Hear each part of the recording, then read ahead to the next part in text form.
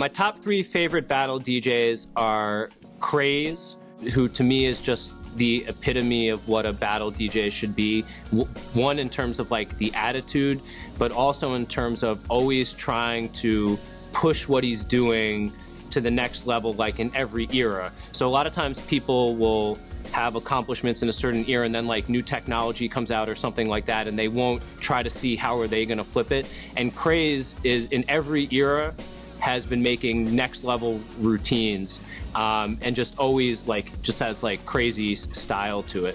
Another favorite battle DJ is 8-Track, where from really like 98 to 2002, those are probably the smartest DJ routines that exist, where just like the level of like creativity and technicality and putting things together was really on like a whole nother level, where his routines from that era are probably just like the composition of them and the technique. Those are my favorite routines. Another very important battle DJ to me is DJ Precision from Lo-Livez and Executioners, who is really one of my personal mentors. When I was coming up, this crew, the Lo-Livez, they kind of took me under their wing. So Boogie Blind, Precision, Cut Fuchsius, they really directly helped shape what I would do, where I would bring in stuff like routines and be like, nah, that's whack, or like, okay, that's dope. And so he's probably the most naturally gifted turntablist I've ever seen, where if you put 2 records in front of him, like what he will do with them, like right on the spot, is so like, it's like it'd be better than what people like practice like months and years to do. So he's probably just like the most naturally gifted turntablist that I've, you know, like worked with one-on-one. Top 3 party rocking DJs. One of them's got to be J-Rock, where his style of doing it with all his like particular trick mixing is really dope, and just like the sonic world that he creates, I feel it's like he's just got like his own style. Like for me, I'm interested in a DJ when what they're doing it feels like clearly unique to them. So J-Rock is one of them. Another one would be DJ EZ from the UK Garage. I'm not good at saying that. DJ, he uses CDJs, but the way he flips them, it's almost like a turntablist, and his timing is insane. So he's like, when he does it, like one, he's doing crazy performance with crazy timing, but he's also like curating this like sonic world that is like specifically EZ, where it's like that's an EZ set, that's his sound. So you not only get performance, but you really get like a unique musical kind of palette. Another favorite DJ would be Z-Trip,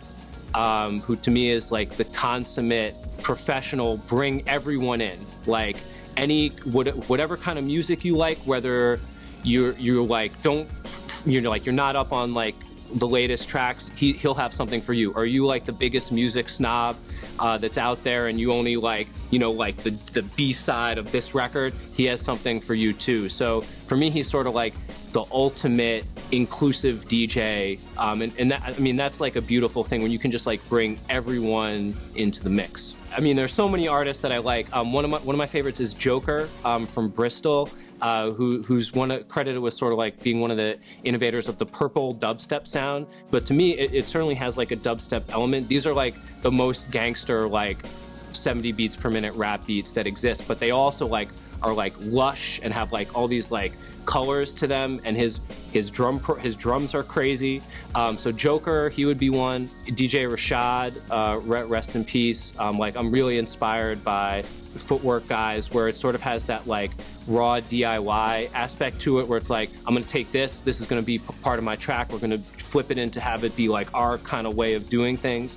On a club side, in Jersey, like DJ Slink and DJ Natus. Same thing, like in general, I'm like attracted to like regional kind of like club movements. On the beat side, like Mr. Carmack in the West Coast, doing this sort of like new beat scene kind of stuff.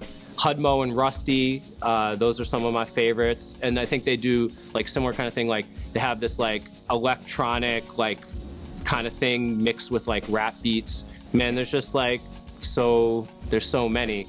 But yeah, Joker's one you got. If you haven't peeped Joker, you got to check out Joker. You know, one of the original names I think we had was like Angels with Dirty Faces. We had all these different names, and Hank was just like, nah, you're the young black teenagers. And we were like, what? and your first record's gonna be Proud to Be Black was our first song. But Big was one of the front runners in the rap game. You know, being like one of the top MCs of his time to come out, and I adored him because I adored his personality. I thought he was real cool, funny, humble. This was right when I joined Public Enemy, so I'm shook. They didn't find anything.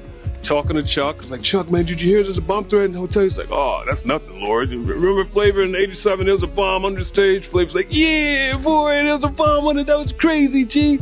I started with MPC and a computer, so I would just like kind of like make beats on the MPC from the records and shit, and then I got into Ableton, which is just super dope software. It's real powerful and shit, and The Machine.